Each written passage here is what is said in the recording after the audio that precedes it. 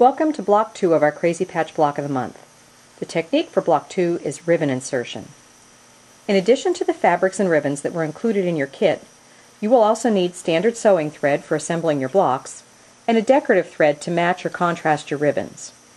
You may also find it handy to have either tape or a glue stick on hand to help hold your ribbons in place before you stitch. Blue painter's tape is preferred to the standard masking tape because it has less stick to it. If you only have masking tape on hand, press the piece to your skin surface several times to remove some of the tackiness before you apply it to your fabrics. I avoid using a clear cellophane tape for sewing projects because if it's accidentally touched with an iron, it will melt and it can destroy your fabric. If you choose to use the glue stick, there are several that are sold for use on fabric, but a standard glue stick that carries the AP seal indicating that it's acid-free or archival quality is also suitable. Look for one that, even though the packaging clearly states permanent, also reads washes out of clothing. The fabric pieces included in your packet are different sizes.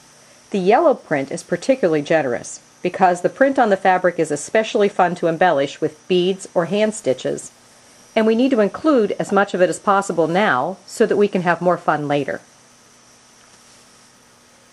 Notice that in this sample block, the center fabric, piece number 1, has been cut in half.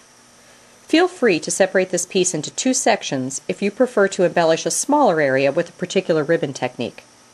Remember, you need to add seam allowance to all sides of your freezer paper templates. You may have already noticed that you can cut the block pieces by applying the template to the front or the back of the fabric. Either technique is appropriate as long as all of the pieces for that particular block are done in the same way. Because of the embellishing techniques, there may be some blocks that are easier to cut from the face of the fabric and some that are easier to cut from the back of the fabric. Use the freezer paper pattern to cut out the fabrics for Block 2. Remember to cut the fabrics 1/4 inch larger than the template on all sides. The key to a basic ribbon insertion is to have the raw ends of the ribbon trapped in the seam allowance. Therefore, the ribbon segments must reach from side to side. If you would like to be precise about the placement of the ribbon strips, use your fabric marker to draw the placement lines.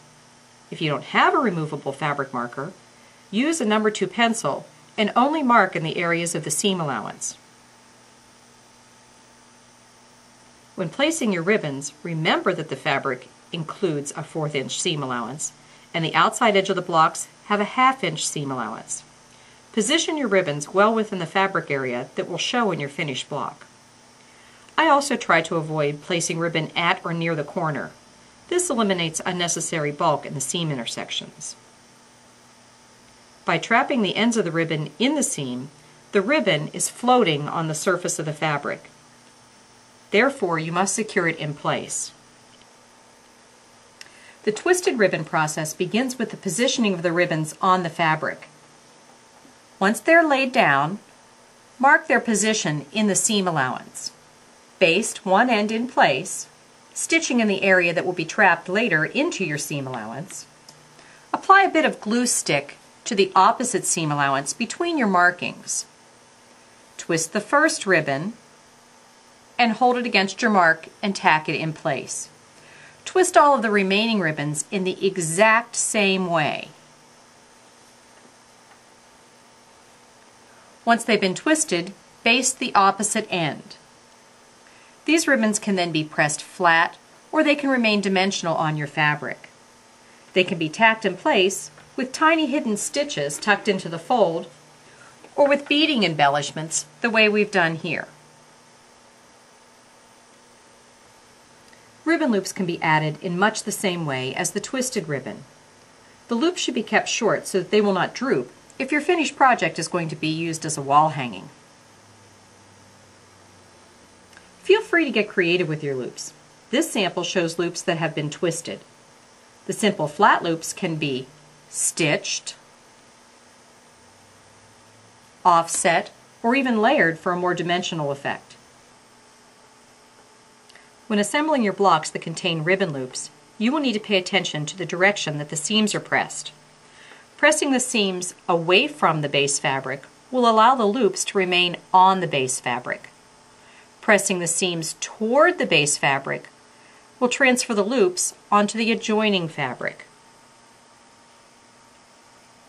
Assemble 4 blocks using the Block 2 fabric and the ribbon insertion techniques of your choice. Next month, we will be adding lace to our project.